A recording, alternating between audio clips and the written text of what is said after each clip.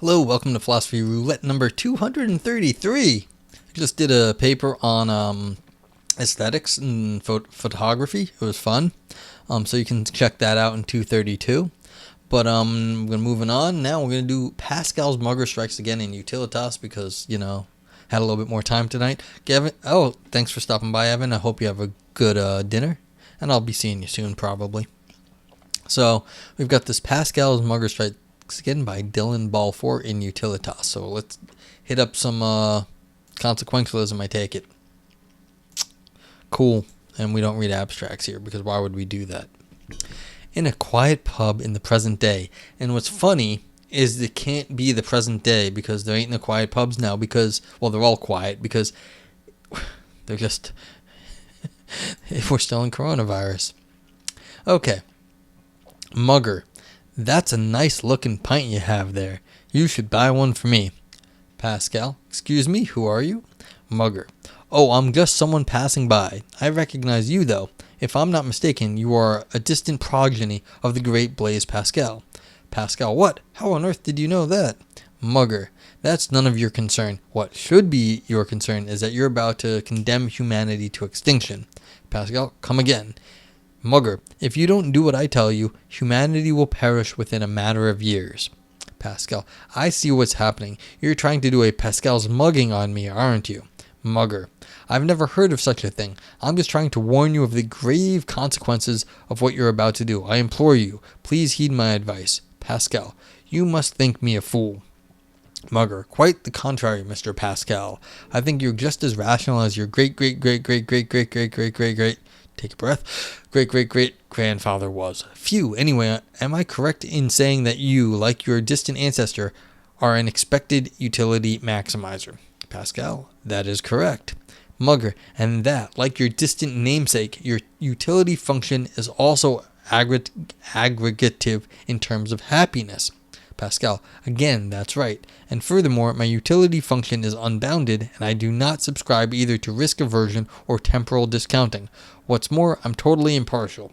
Mugger, perfect. And I see you're an equally engaging conversationalist too. Tell me, Mr. Pascal, how many years do you think the Earth can sustain human life for?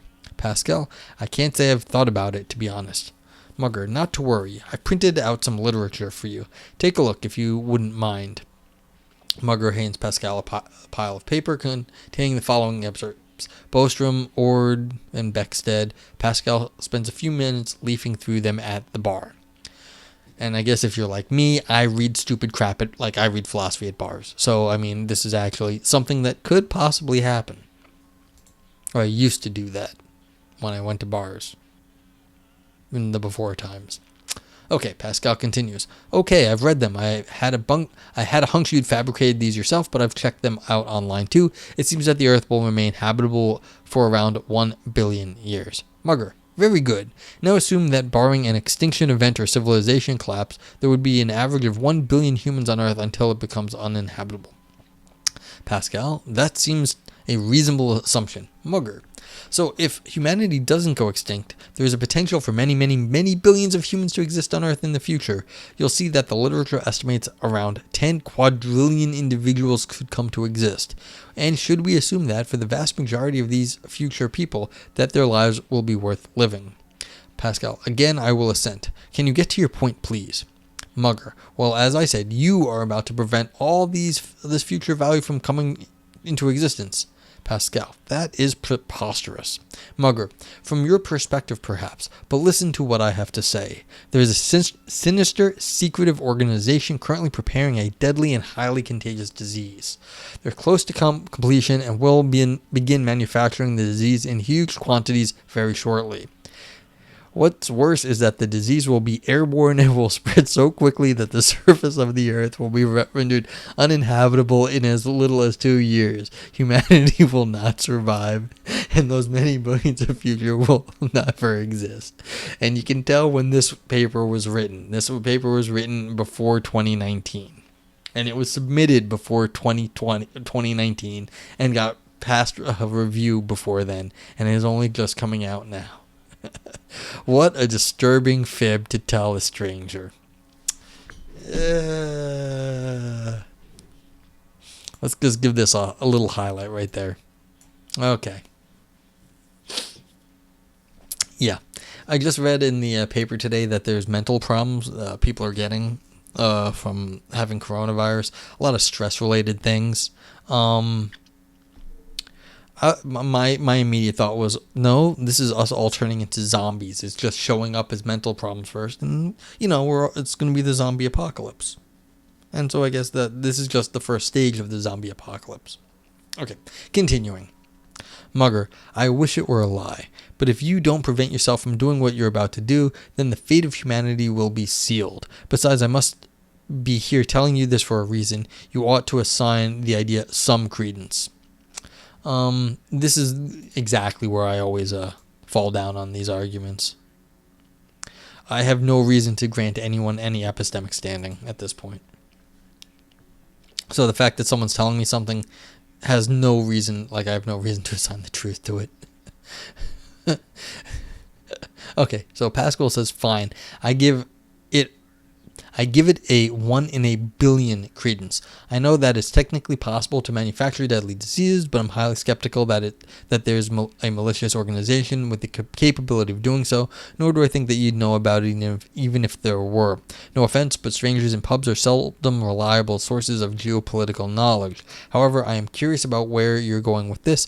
What is this supposedly calamitous action I was about to perform? Mugger, you were going to refrain from buying me a pint. What? Wait, you're so seriously telling me that if I buy your paint, the future of humanity will be saved?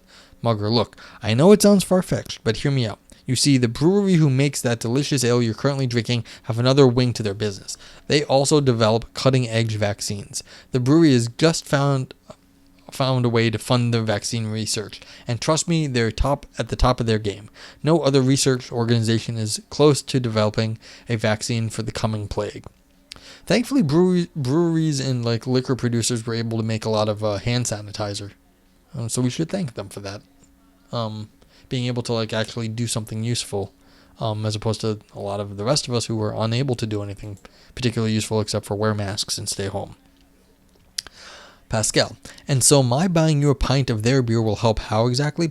Mugger, it's quite embarrassing, really. The vaccine plant is behind on their electricity bill. They need another £2 or else their supplier will shut the factory off, preventing the vaccine from being produced in time to counter the plague. Buying another beer will provide them with enough money to pay for another month of electricity, and the vaccine will be completed. I also happen to know this is currently the only pub which stocks this brewery's beer, so no one else will be able to buy this vital pint. What do you say? I say that it's still utterly ludicrous. Mugger, I understand that you're skeptical, but you know the drill. Precisely how ridiculous do you think it is?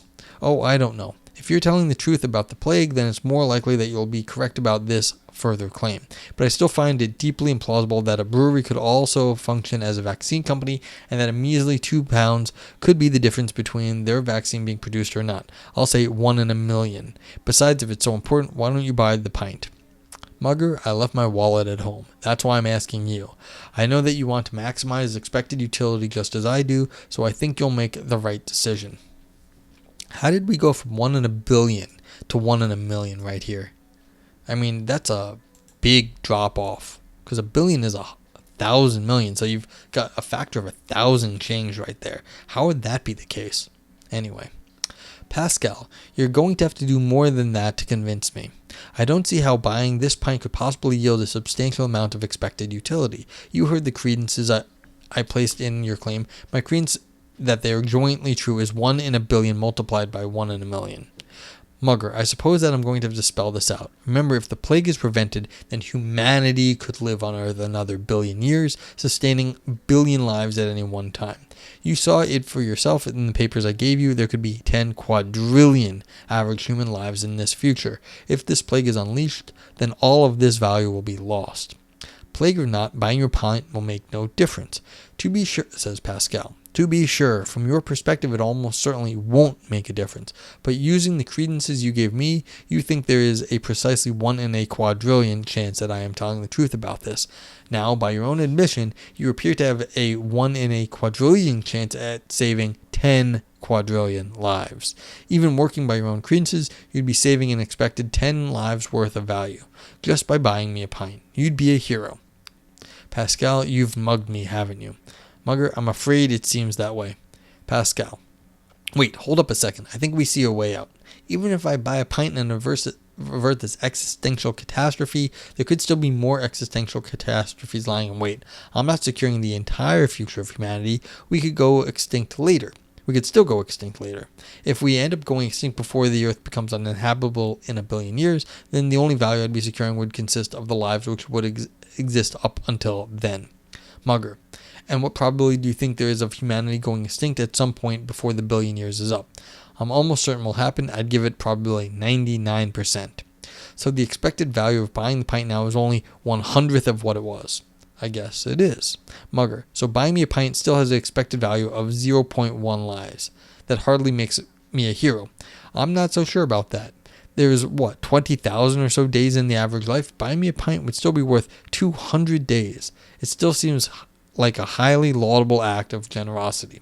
Fine, you've got the better of me. Enjoy your drink. Pascal orders a pint for the mugger. He turns to leave, but the mugger taps him on the shoulder. Mugger, not so fast. I'm not done with you yet. I can't let you go without a further grave warning, I'm afraid. Pascal, you can't be serious. What is it? Mugger, once you leave this pub, you're going to be mugged every waking moment for the rest of your life.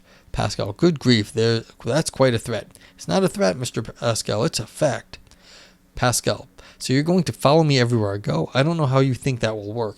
You know about restraining orders, right? Besides, those sinister robes of yours don't look as though they permit much leg movement. I could escape you with a gentle jog. Mugger, quite right, Mr. Pascal. It would be foolish of me to pursue you myself. I will not be personally exploiting your decision-theoretic commitments any longer. In fact, no one will, per se. You're going to be mugged, as it were, by the future of humanity itself. Pascal, blimey, you're going to have to explain this quickly. My evening church service is starting soon. Mugger, so be it. You bought me this pint because it carried an infinitesimal chance at preventing an existential catastrophe, right? Correct? Correct. So if you have some I'm sorry how this is going, I had no idea. But it's fun. Mugger, so if you have some evidence which tells you an action has some tiny chance at preventing an existential catastrophe, that action's expected utility is going to be high. Higher probability than other available actions, correct? I suppose so. Well, unfortunately, Mr. Pascal, this evidence is everywhere. Every action carries with it some risk of destroying humanity. Every step you take, every sentence you utter, every mote of dust you disturb could spell the end for our species. As an expected utility maximizer, you must perform the action which seems least likely to condemn us to extinction. Considerations of existential risk are going to almost outweigh the proximate effects of your actions. Pascal, that's just absurd. It is, but unfortunately for you, absurdity is the currency of muggings. Pascal, where does this evidence come from? I can't see how any of my actions might feasibly destroy humanity. The only reason I bought your pint is because you explicitly told me that refraining from doing so would be disastrous. Mugger, how myopic. Use your imagination, Mr. Pascal. Catastrophic risks abound. You just need to know how to look for them. Pascal, how does one look for catastrophic risk? Mugger, let's walk through an example. Imagine you're deciding between two shops in which you purchase your weekly groceries. Each shop, I assume, requires you to drive a different route. Well, Mr. Pascal, you might want to think about which route takes you closer to any important diplomatic buildings.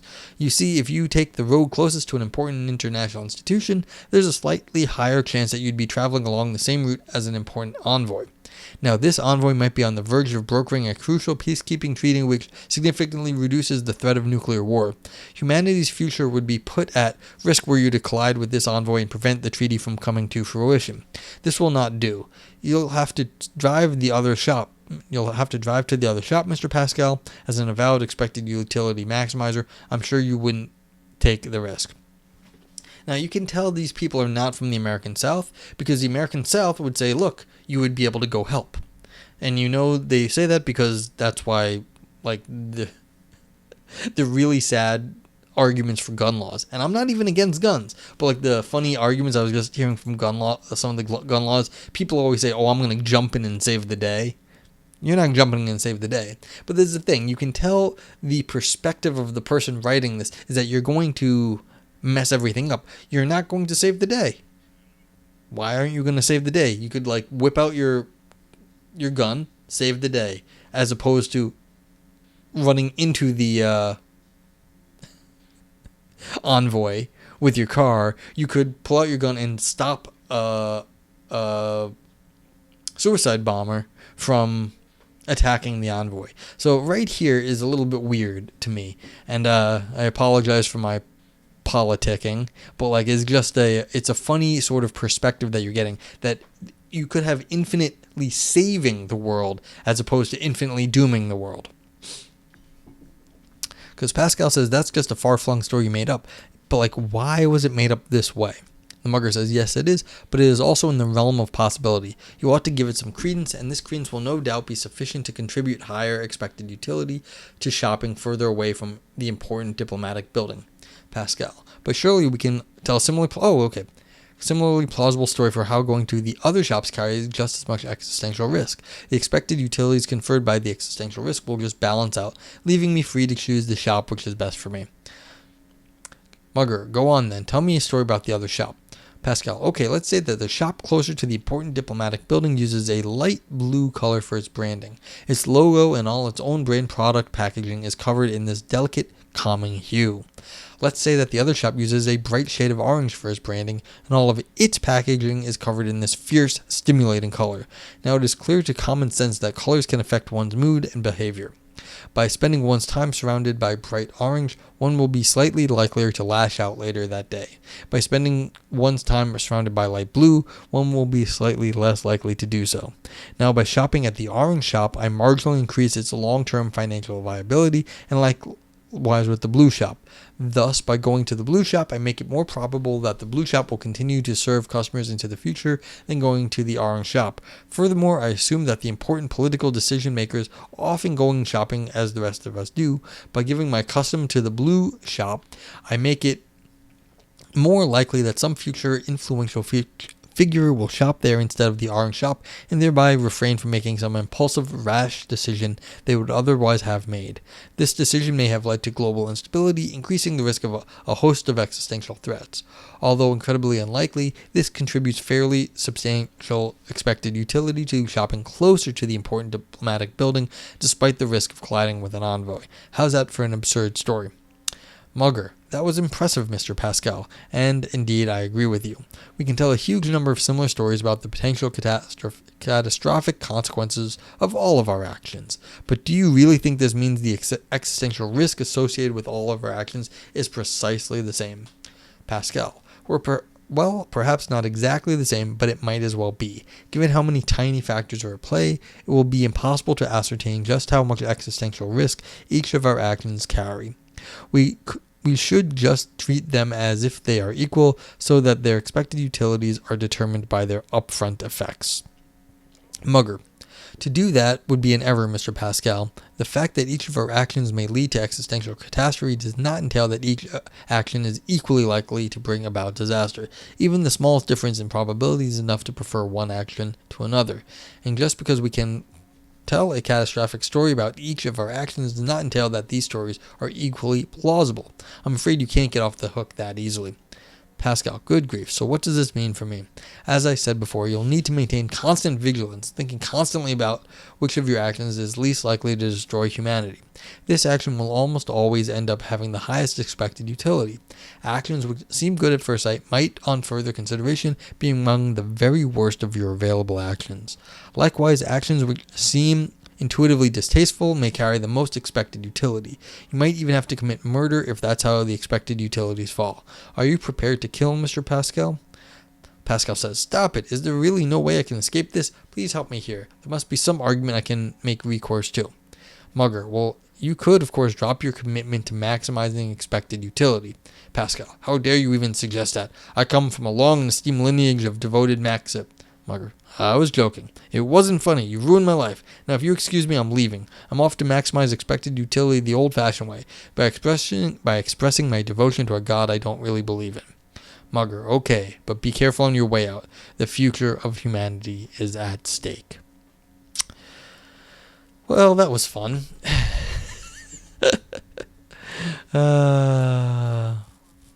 Yeah. Okay.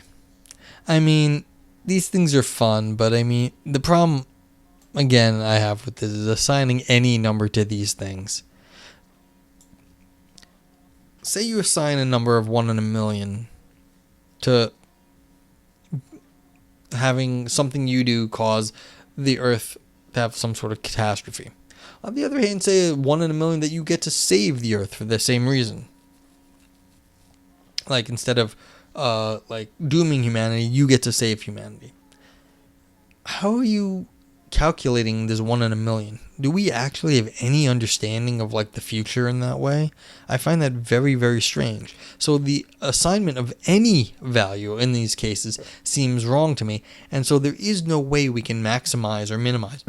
We can find an actual maximum or minimum to choose here. How do you assign anything some credence? Like what? I find that very odd. Then the other one thing that was going on here. So if you have to assign credences, then yes, you can be forced based on the way the world is to, find small differences that make a difference. So I find that very weird that like you can assign 99% to things that is almost certainly not going to happen. I mean, is it 99 or is it 99.999999999 off into infinity? And so it doesn't even matter because 99 is very different than 99 and a half or 99 and 3/4 or whatever other number you might assign it. If you think that those small differences make a big difference in the end. But I don't even think you can assign numbers like this because I don't think we actually have an understanding of, what counts as a probability about these things far in the future. I mean, probabilities work on like small scale things, like, flipping a coin. I got a coin, I can flip it. You can understand that you got a 50-50 or about 50-50 chance here if I flip a coin. What's the chance of something on the other end of the universe happening in like 5 billion years? I have no freaking clue. Like, it doesn't matter in some sense that I can call it a probability. The two things are completely disconnected. Like, I can say something about something here, this probability. The idea that my ability to give a probability to something so far removed, I don't think the number has any reality at that point. The other one is the second mugging at the end of this. This is an old argument against consequentialism, that you have to constantly be updating everything based on all new information you get and everything that could possibly be going on. That utilitarianism and consequentialism is just too much of a burden to be a good ethical theory, because the deontologist says, well, look, you follow a rule but you can have like a limited number of rules, and that's okay. The consequentialist has to sort of like constantly be maximizing. That's what they have to be doing. They have to always be maximizing. So it's like you always have to be doing that. That's kind of hard.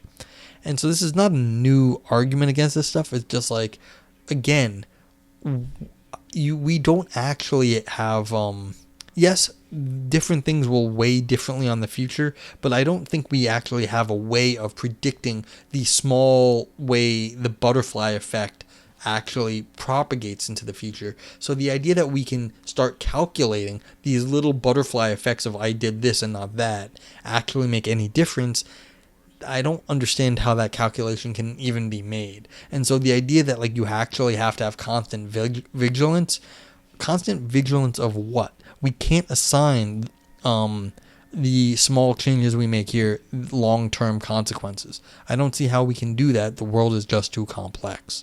And so this sort of constant vigilance that the mugger was talking about how you constantly thinking about which action is best, or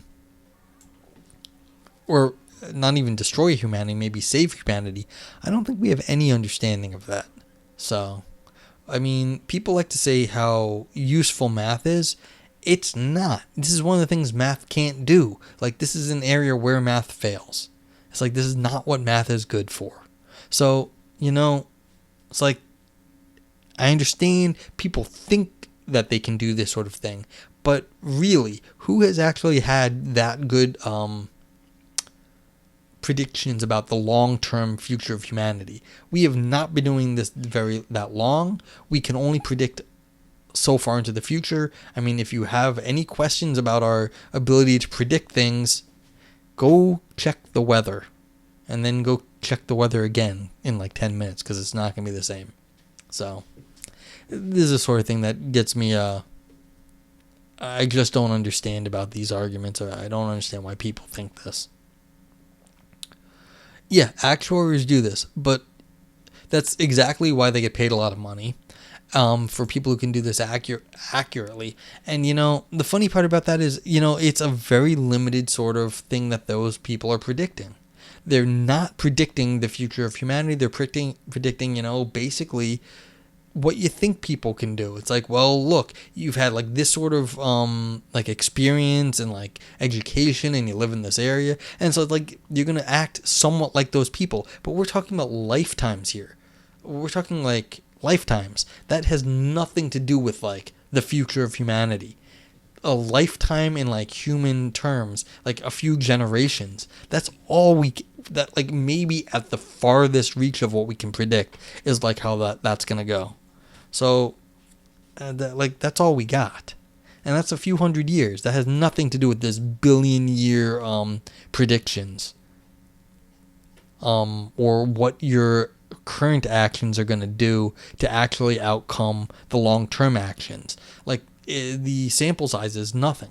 Like, yes, you can sort of do these sort of big, like if you're from like a certain zip code, your parents are from a certain socioeconomic background, you went to a certain school, you've like all those sorts of things. Yeah, you're fitting into like a mold of a person that we already know.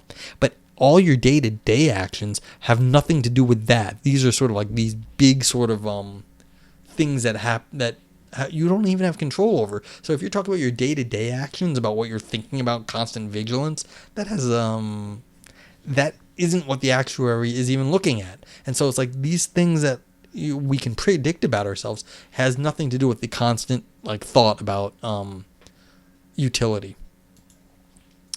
Okay, and now I'm losing my voice. I'm going for 2 hours. So if anyone has any questions about this was a fun read. I was not expecting it to be like this, but hey, good times.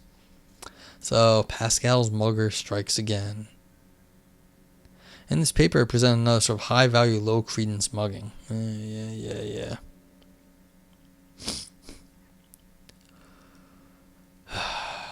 Cool. So, yeah, if anyone has any questions, otherwise, everyone have a great night. Stay safe, and I